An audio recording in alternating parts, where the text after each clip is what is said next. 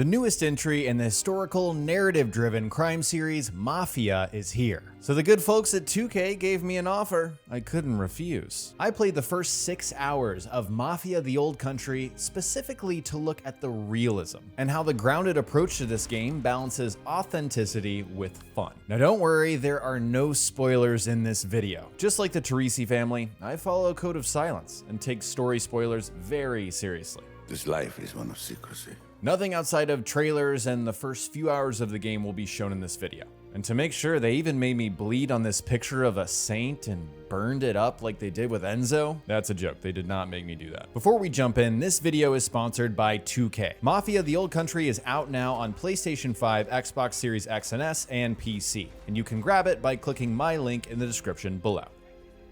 Mafia: The Old Country puts you in the driver's seat of a classic mob movie. You play as Enzo Favara, a sulfur miner turned mafioso in early 20th century Sicily. You rise through the ranks of the Teresi crime family, making a name for yourself. That means delivering wine bottles and pig meat, driving your allies around the old country, winning horse races for the family, and even getting your hands dirty when push comes to shove. This comes in the form of one-on-one knife fights, brutal shootouts where every single bullet counts, and stealthy sections where being silent is the difference between life and death. As a linear, narrative-focused game, Mafia: The Old Country tries to be as grounded and realistic as possible as much as it can, without being ridiculous, right? Because this is still a video game. Enzo doesn't have to brush his teeth every single night before he tucks in or anything like that. And believe it or not, I've never been to Sicily. I mean, look at me.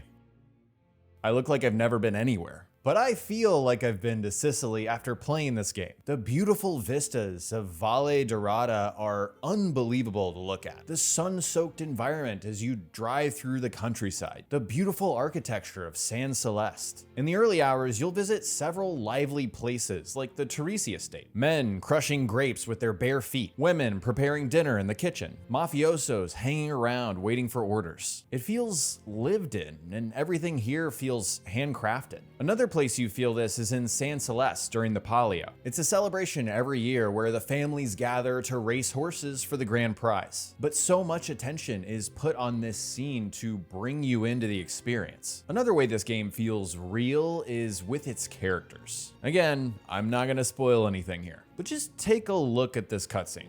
Now we must send a message to all around that Teresi takes care of his family and his affairs.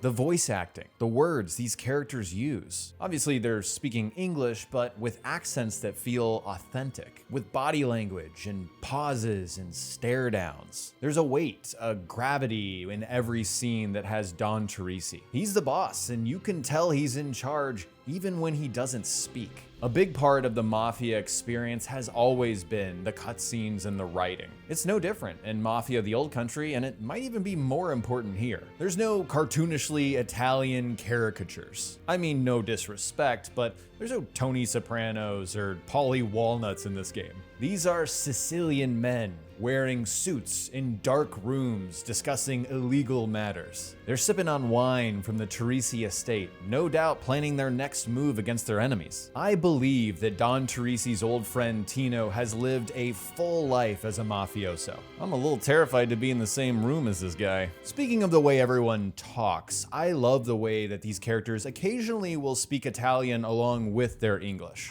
Cesare D'Imbecile took our rider as his new drinking partner. Particularly with Cesare, the Don's nephew. Lazy bastardi are just standing around. He's got what you would call a colorful vocabulary, and a couple phrases come up repeatedly. As if the coglione has it in him to make a move. I've definitely learned a couple of bad words in Sicilian now. Like, I probably shouldn't call someone a fughi buttana in public, but I'm definitely gonna think it. Or a strunzo, or a micchione. Don't look those up. But this stuff, it feels authentic. And it's brought together by the incredible graphical fidelity of these scenes. I mean, you can see the individual pores on the skin of these characters' faces. The way Isabella's nose wrinkles when she smiles at Enzo. It's an incredible looking video game, and that makes it hard to look away during these cutscenes. Alright, enough about cutscenes, let's talk about gameplay. Mafia: The Old Country, again, sticks to grounded realism as much as possible without sacrificing the fun. Knife fights are one of the more interesting ways that it does this. These feel like mini boss fights where you really have to lock in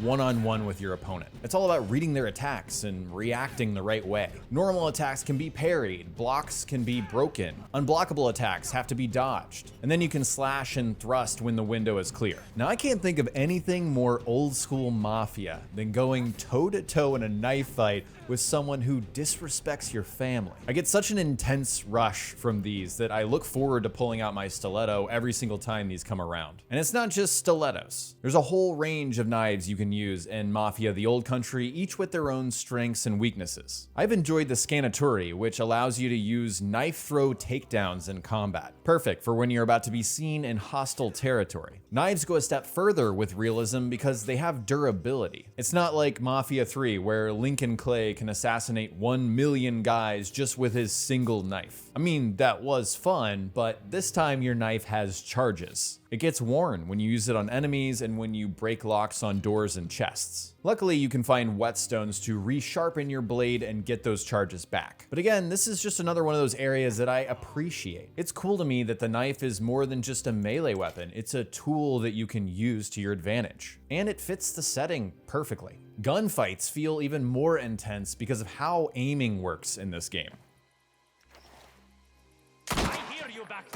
Weapons take just a second or two for the crosshairs to tighten on your enemies. So you can't just zoom through and click heads, although I'm sure you could with enough practice. The result is that Enzo has to slow down and pick his shots rather than running in guns blazing. There's not infinite ammo, and when you run out of knife charges, it feels like your back is against the wall. There's a ton of weapons in your arsenal, ranging from short-range revolvers and shotguns to bolt-action rifles where you can take cover and fire from above. You can also toss grenades for a little more firepower. Now, if you want to obliterate targets in an all-out gunfight, you absolutely can, but it feels hefty. There's a weight to this combat, and it will push back and punish you for making the wrong move at the wrong time. You can, of course, do things more stealthily. Enzo can crouch down, use cover, sneak through the environment, and avoid line of sight. Using instinct mode will highlight enemy movements so you can plan accordingly. You can grab enemies to knock them out and hide bodies to avoid guard patrols. You can also use the knife for a quick kill or chuck objects like bottles or coins to distract guards and move them to where you want them to be. Now, it wouldn't be a Mafia game without cars, and there are some really cool turn-of-the-century vehicles that you can drive. Now, the story starts in 1904, so the options are limited to that time period. For the first couple of cars, the engine has to be manually cranked to get it started. Madonna, she sounds good. Let's go. You don't have to do this every time, but I found that bit of realism to be compelling. It made me think, yeah, of course that's how cars worked back then. You feel this with the way that cars handle too. They feel heavy, so you have to make sure to slow down around turns or you're gonna fly right off the cliffs of Valle Dorata. I think the most fun I had driving was taking the absolutely insane Carazella Nero race car out for a spin.